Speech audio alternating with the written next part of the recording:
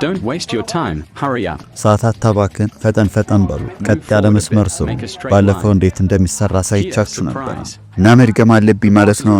ቻይናዊ አለቃ እንዲህ ሲያንባርቅ የምትሰሙት በሀገሩ መዲና ቤጂንግ አይደለም፣ ይልቁንስ በአፍሪካ የዲፕሎማሲ ከተማም የኢትዮጵያ መዲና በሆነችው አዲስ አበባ ዳርቻ እንጂ።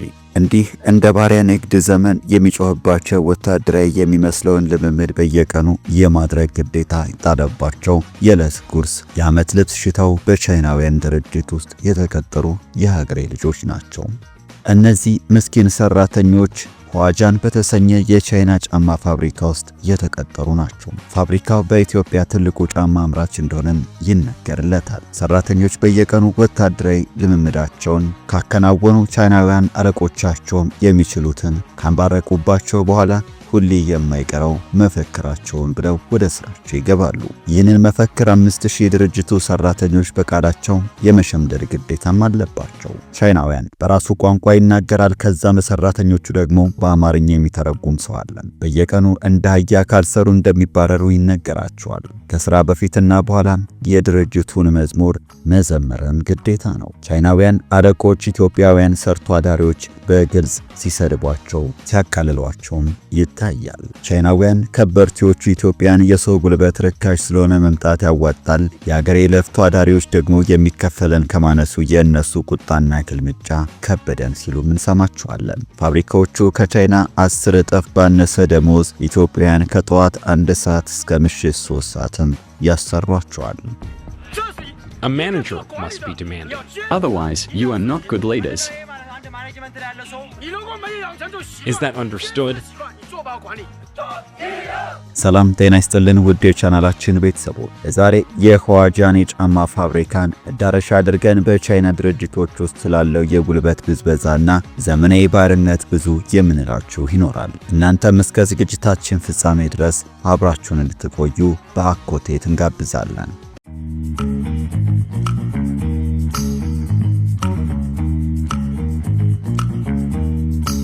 ባለፉት 6 ዓመታት ኢትዮጵያ አዲሲቷ የአፍሪካ የንግድ ማዕከል ሆናለች። አዳዲስ ህንጻዎችም ተገንብተዋል፣ ትራንስፖርቷም ዘምኗል ይላሉ ሪፖርቶች። ሀገሪቱ በየዓመት 10 በመቶ እድገት እያስመዘገበች ነው። በማደግ ላይ ያለ ኢኮኖሚዋም ውጪ ባለሀብቶችን በከፍተኛ ሁኔታ እየሳበ ነው። ለም የሆነው መሬቷ፣ ምቹ የሆነው አየሯና ርካሽ የሆነው የሰው ኃይሏ ከበርቲዎቹ ወደ ኢትዮጵያ እየጎረፉ ሌላኞቹ ቁልፍ ምክንያቶች ናቸው። እነዚህን መልካም አጋጣሚ ተመልክተው ትርፍ ለማጋበስ ኢትዮጵያ ከመጡት ግዙፍ ፋብሪካዎች መካከል አንደኛው ወደ ሆነውና በመግቢያችን ላይ ወዳነሳ ነው ሁዋጃን የጫማ ፋብሪካ እንዝለቅ። ውጤት ላይ ያተኮረ ስኬታማ ስራ፣ ዘላቂ እድገት፣ የበለጸገ ኑሮ። እነዚህ ቃላት ሰዎች ገና ወደ ጫማ ፋብሪካው ሲገቡ የሚመለከቷቸውና በግድግዳው ላይ በጉልህ የተጻፉ ሐረጋት ናቸው። ዞር ብለን መቃኘትን ከቀጠልን ሙሉ ትኩረት፣ ፈጣን መሆን፣ ምርታማነት የሚሉ ሌሎችም መልእክቶችንም እንመለከታለን። ይህ ድርጅት ኢትዮጵያ ውስጥ ስራ ከጀመረ ገና 4 ዓመቱ ነው። ከተገነባ አጭር ጊዜውን ይሁን እንጂ በዓመት 2 ሚሊዮን ጥንድ ጫማዎችን የማምረት አቅም ገንብቷል። እነዚህን ጫማዎቹንም በአውሮፓና አሜሪካ ገበያ ያቀርባል። ቻይናውያኑም እነዚህን 2 ሚሊዮን ጥንድ ጫማዎችን በዓመት ለማምረት 5000 ኢትዮጵያውያን ሰራተኞችን መልምለዋል። ከነዚህ ውስጥም አብዛኞቹም አፍላ ወጣቶች ናቸው። ቻይናውያኑ ይናገራሉ፣ ኢትዮጵያ መምጣት በእጅጉ ተጠቃሚ ያደርጋል፣ ምክንያቱም የሰው ጉልበት በጣም ርካሽ ነው፣ በተለይም ከቻይና አንጻር ጉልበት በጣም ርካሽ ነው ይላሉ።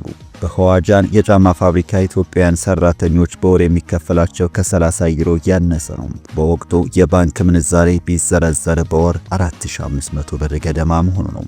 ሁዋጃን ይሁን ሌሎች የቻይና ፋብሪካዎች ይህንን ስራ በሀገራቸው እናሰራ ቢሉ ክፍያው በ10 እጥፍ አሳድገው በወር 30 ዩሮ ሳይሆን 300 ዩሮ ማድረግ ግድ ይላቸው ነበር። ኢትዮጵያ ግን ቻይና አንድ ሰራተኛ በሚቀጥሩበት ደሞዝ 10 ሰው ቀጥረው ያሰራሉ። ደግሞም የክፍያው ማነስ ብቻ እንዳይመስላችሁ ችግሩ የሀገሬ ሰርቶ አደሮች በትንሽ ክፍያ ብዙ ስራ እንዲሰሩ ነው የሚጠበቅባቸው። ቻይናውያን አለቆቻቸው አይናቸውን ሳይነቅሉ ሲከታተሏቸው ሲጮህባቸውም ይውላሉ። እዚህ ጋር ሶሉ እኩል አልተቆረጠም፣ እዚህ ጋር ማጣበቂያውን አበዛው፣ ደደብ ነው። እነዚህ የፋብሪካውን የቁጥጥር ስራ ከሚሰሩት የቻይና ዜጎች የሚሰሙ ቃላት ናቸው። በትንሽ ደሞዝ ብዙ የሚሰሩት ኢትዮጵያን እያንዳንዱም ውሎም እንዲህ ነው። በገዛ ሀገራቸው ባሪያ ሆነው ክብራቸው እየተነካ ሞራላቸው የተሰበረ ይሰራሉ። አንዳንዴ ለፍቶ አዳሪ በሳምንት ከ48 ሰዓት በላይ ስራ ላይ ያሳልፋል። በ4500 ብር ደሞዝ 1 ሰዓት ከ30 ስራ ጀምረው ምሽት 3 ሰዓት ድረስም አቀርቅረው ሶል ሲቆርጡና ሲሞርዱ ይውላሉ። ሰርተው ምስጋና የላቸውም። ከጠዋቱ 1 ሰዓት ተኩል እስከ ምሽቱ 3 ሰዓት በሚቆየው ረጅም የሥራ ሰዓት የሚሰጣቸው እረፍት 30 ደቂቃ የምሳ ሰዓት ብቻ ነው። በኢትዮጵያውያን ረካሽ ጉልበት ኪሳቸውን እያሳበጡ የሚገኙት የቻይና ከበርቴዎች ደግሞ በየ1 ሰዓት ልዩነት ስንት ጫማ ተመረተም፣ ምን ተሰራ የሚለውን ይቆጥራሉ፣ ይቆጣጠራሉ። ኢትዮጵያውያን እንደ ቻይናውያን ፈጣን አይደሉም፣ ቀርፋፋ ናቸው። ከቻይናውያን ጋር ሲነጻጸሩ የሚሰሩት በግማሽ ፍጥነት ነው ሲሉም ይደመጣሉ። ኢትዮጵያውያን ሲሰሩ ሙሉ ትኩረታቸውን ስራ ላይ ያደርጉም፣ ወደ ግራ ወደ ቀኝ በማየት ጊዜ ያጠፋሉ። ጫማ የምንሰራ ከሆነ እንጂ መኪና ቢሆን ሰራው አደጋ ነበር ሲሉም ክብረ ነክ የሆነ ንግግራቸው ቤስት ዶክመንተሪ ከተባለ የዩቲዩብ ቻናል ጋር በነበራቸው ቆይታ አጋርተዋል።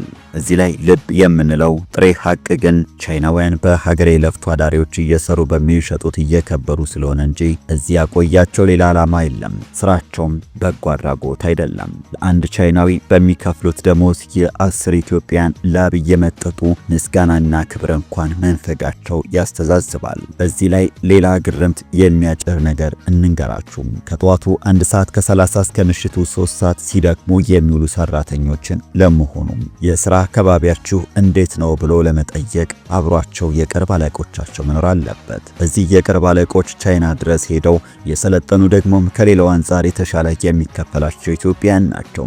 ተርታ ሰራተኞች አለቆቻቸው ፊት እውነቱን መናገር ስለማይደፍሩ ከላይ ቢሆን አዎ ስራ ጥሩ ነው፣ ስራችን እንወደዋለን ሲሉም ይደመጣል። በቀን ስንት ሰዓት ሰራላችሁ የሚከፈላችሁ ውስጥ ስንት ነው ብሎ የቤስት ዶክመንተሪ ጋዜጠኛ ሲጠይቃቸው ከመመለሳቸው በፊት የሚከታተላቸውን ቅርብ አለቃ ባይናቸው ቃኘት የሚያደርጉበት መንገድ ግን ልብ ይሰብራል። የሚሉትና የሚሰማቸው ለየቅል መሆኑን ያስረዳል። እውነቱ ግን ተሸሽጎ አልቀረም። አንድ የፋብሪካው ሰራተኛም ሽሽግ አድርጎ ለዚሁ ጋዜጠኛም ስልክ ቁጥሩን አቀበለው። ከፋብሪካው ውጪ ተገናኝተው ነጯን ሊነግረው ቀጠሮም ያፉ። እናም ጋዜጠኛውና ለፍቶ አዳሪው የሀገሬ ልጅ ከፋብሪካው 10 ኪሎ ሜትር ርቀት ላይ በቀጠሯቸው መሰረት ተገናኙ። የዕለት ጉርሱን ላለማጣት ፊቱን ማሳየት ስሙን መናገር ባይፈልግም ልብ የሚነካ ታሪኩን ግን አጋራቸው። ወጣቱ የክፍለ ሀገር ልጅ እንደሆነ ወደ አዲስ አበባም የተሻለ ኑሮን ፍለጋ እንደመጣ ማጫወታቸው። 3 በ3 በምትሆን ጠባብ ቤት ኑሮና አኗኗሩ እንዴት ያለ እንደሆነ ማስመለከታቸው። በቻይናው የጫማ ፋብሪካ ሁዋጃን ከተቀጠረ ደግሞ 1 ዓመት ከግማሽ ሆኖታል። ፋብሪካው የሚከፈለው 30 ዩሮ እንደሆነ የቤት ኪራዩ ብቻ 20 ዩሮ በወር እንደሆነም ይናገራል። ይህችኑ እንዳላጣት ብሎም ስሙን ከመናገር ፊቱን ከማሳየት የተቆጠበው የሀገሬ ልጅ ነጭ ላባችንን አፍስሰን እየሰራን የሚከፈለን ተመጣጣኝ አይደለም፣ ጥያቄ ማንሳት የማይታሰብ ነው። ትንሽ ስህተት ከሰራን ዕጣ ፈንታችን አንድ መባረር አሊያም ደግሞ ከ10 እስከ 15 ዩሮ ከዚህችው ደሞዝ ላይ መቀጣት ነው። አለቆቻችን በትንሽ በትልቁ ነው የሚቆጡት አላም። ጫማ ፊታችን ላይ የሚወረወርበት አጋጣሚ እጅግ ብዙ ነው ሲል ይናገራል። ሀገሬ እያደገች በመሆኑ ኩራት ይሰማኛል። እኛ የጉልበት ሰራተኞች ዋጋ እየከፈልን ነው የሚለው ንግግሩም እጅጉን ልብ ይነካል። ብሩና ድካሙ ስለማይገናኝ ሌላ ስራ ለመፈለግ እያሰበ መሆኑንም ይገልጻል።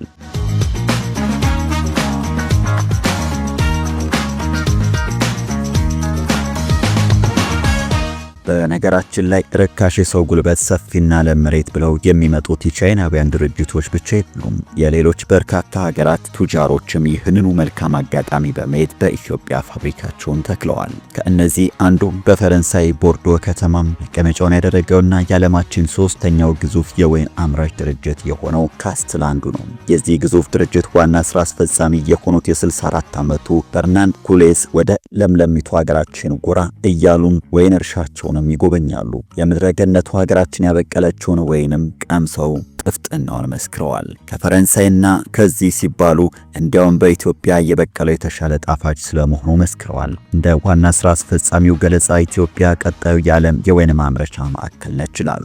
ከፍተኛ ቦታ ላይ መገኘቷም ብዙ ፀሐይ ደግሞም ብዙ ዝናብ መታደሏ ምርታማ ለመሆኑ እንደሚያግዛትም ይናገራሉ። ደግሞም ለእርሻ የሚውል ሰፊ መሬትና ሁሉም ኢንቨስተሮች እንደሚሉት ርካሽ የሰው ጉልበት አለ። እነዚህ ባለ ሀብቶች አንዱን ሄክታር መሬት በዓመት 70 ዩሮ ሂሳብ ነው የሚከራዩት። የግብር እፎይታና ርካሽ ጉልበት ሲጨመር ከበርቲዎቹን እጅግ ተጠቃሚ አድርጓቸዋል። የካስትል ዋና ስራ አስፈጻሚ እንዲያውም የሰው ኃይል ርካሽ መሆኑን ሲገልጹ አይደለም ከፈረንሳይ አንጻር ከዚሁ አፍሪካ ውስጥ ከሚገኙት ሞሮኮና ቱኒዚያን በእጅጉ ባነሰ ዋጋ እዚህ እናገኛለን ነው የሚሉት። እናም እንደ ኋጃን ሁሉ ርካሽ የኢትዮጵያን የሰው ኃይልን እየተጠቀመ በዓመት 1.5 ሚሊዮን ጠርሙስ ወይን ያመርታል። በቀጣዮቹ 2 ዓመታት ደግሞ ይህንን ቁጥር በእጥፍ የማሳደግ እቅድን ይዟል። ውድ ተመልካቾቻችን ቆይታችን እነዚህን 2 ፋብሪካዎች አነሳን እንጂ ያለውን ከፍተኛ ተጠቃሚነት ልብ በማለት በኢትዮጵያ መዋለ ንዋያቸውን በማፍሰስ ላይ ያሉ የውጭ ሀገራት ድርጅቶች በእጅጉ በርካቶች ናቸው። በሚቀጥሉት ዓመታትም እንዲሁ ሌሎች በርካታ ድርጅቶች እንደሚመጡም እርግጥ ነው። ድርጅቶቹም ሀብታቸውን ኢትዮጵያ ውስጥ ማፍሰሳቸው ለበርካታ ዜጎቻችን የሥራ ዕድል መፍጠራቸው መልካም ነው። ነገር ግን በኋጃን የጫማ ፋብሪካ እንዳየነው ሁሉ በቀጣይ ትኩረት ሊሰጣቸውና ማስተካከያ ሊደረግባቸው የሚፈልጉ ጉዳዮች አሉ ይመስላል። ከሁሉ በላይ ሰራተኞች ነፃነታቸው ተከብሮ ማንነታቸው ዋጋ ተሰጥቶት የሚሰሩበት ከባቢ መፈጠርም አለበት። ስራቸውን በአግባቡ እስከሰሩ ድረስ ማንም ሊያንጓጥጣቸውና በሞራላቸው ላይ ሊረማመድ አይገባውም። ሰራተኛና ማህበራዊ ጉዳይ ሚኒስቴርን ጨምሮ እንዲህ ባሉ ተቋማት ጉልበታቸው የተበዘበዙ ላሉ ዜጎች ልፋታቸው እንዲከፈላቸው ተገቢውን ክብርና እንክብካቤም እንዲሰጣቸው መስራት ይኖርበታል። ሀገራት እንደሚያደርጉት ሁሉንም በእኩል የሚዳኝ ሌበር ህግ ማውጣትና የሀገር ውስጥም ይሁን የውጭ ድርጅቱ በስሩ ለሚያስተዳድሯቸው ሰራተኞች ተገቢውን ቦታ እንዲሰጥ ማድረግም ለነገ የሚባል አይደለም። ከሁሉም በላይ ደግሞ የሀገሬ ወጣት በራሱ ለመሬት የውጭ ድርጅቶች ቅጥረኛ ሳይሆን ራሱ አምራችና ኢንቨስተር እንዲሆን ሰፊ ስራዎችን እንደ መንግስትን እንደ ህዝብ መሰራት ያስፈልጋል እንላለን።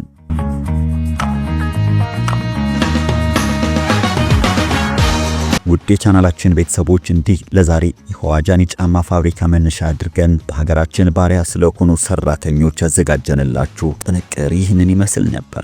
እናንተም እስኪ በጉዳዩ ላይ ያላችሁን ሐሳብና አስተያየት በሐሳብ መስጫው በኩል አጋሩን። ለዚህ አዝናኝና ቁም ነገረኛ ቻናል አዲስ ከሆናችሁም ሰብስክራይብ በማድረግና የደወል ምልክቱንም በማብራት አዳዲስ ተረኮች ስንለቅ በቅድሚያ እንዲደርሳችሁ ማድረግ እንደምትችሉ እያስታወስን በዚሁ እንሰናበታለን። ሰናይ ጊዜ ያላችሁበት